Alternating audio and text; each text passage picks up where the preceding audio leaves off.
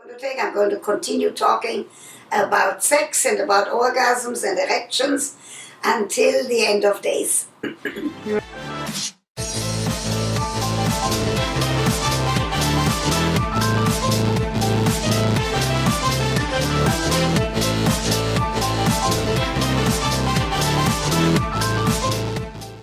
Can you hear me? Yes. All right. I came to New York in 1956, older than you are.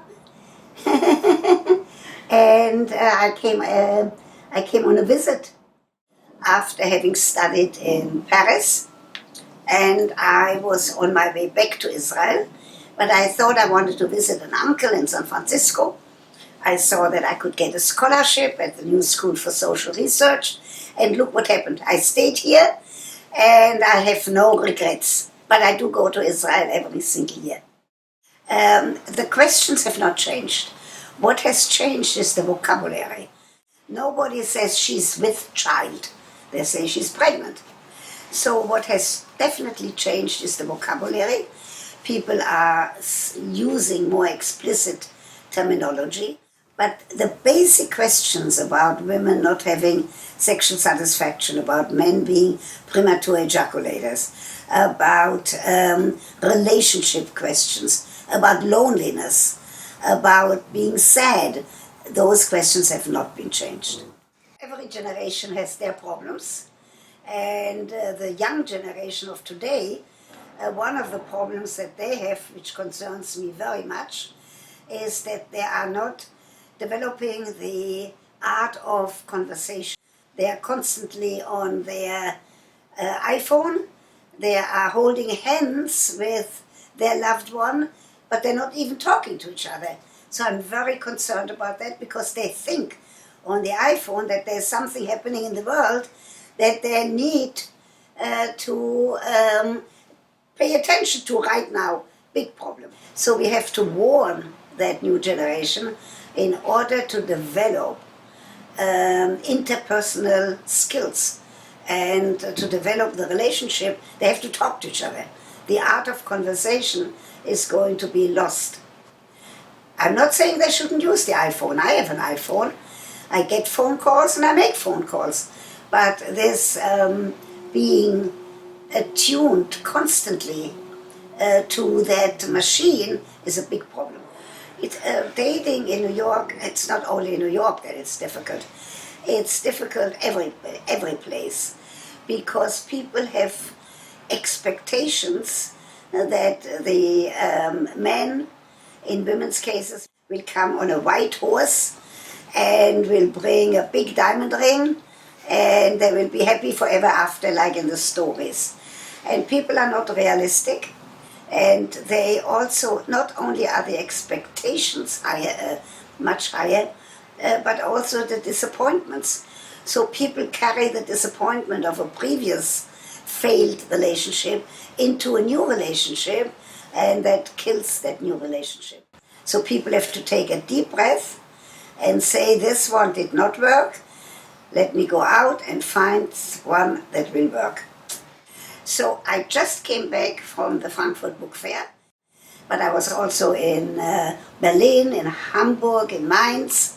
I did a lot of television and lecturing with this book, which is out in German. In English it's called The Doctor is In, Dr. Ruth on Love, Life and Joie de Vivre.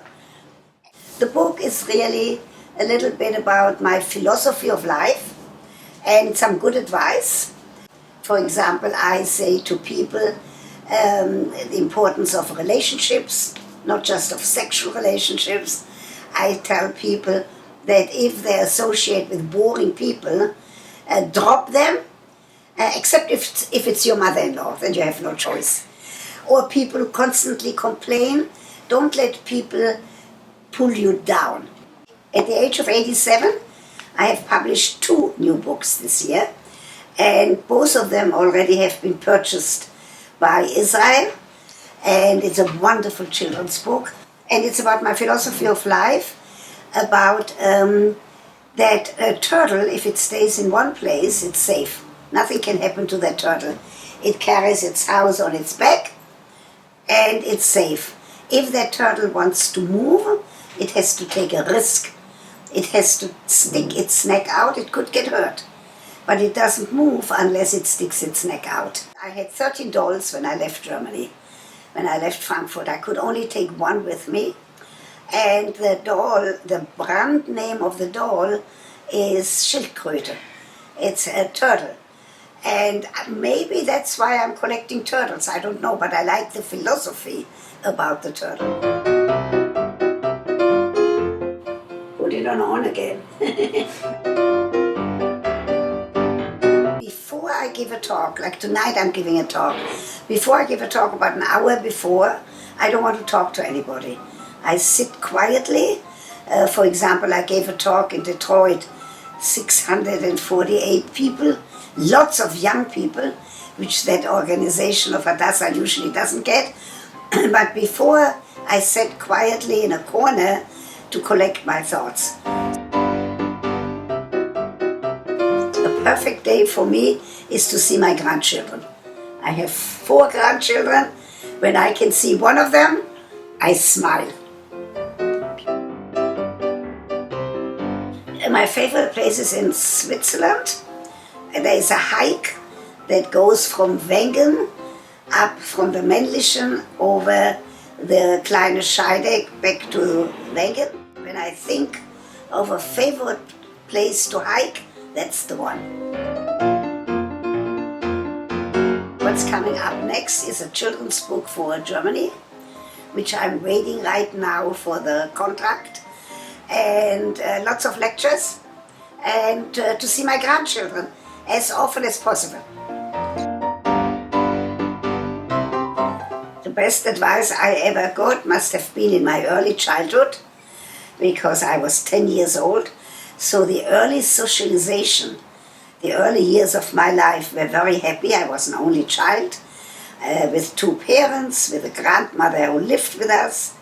And the best advice was to adhere to your religious and moral values, and then to go out into the world. I didn't know I would be a sex therapist, but to go out into the world and make a dent, to make the world a better place.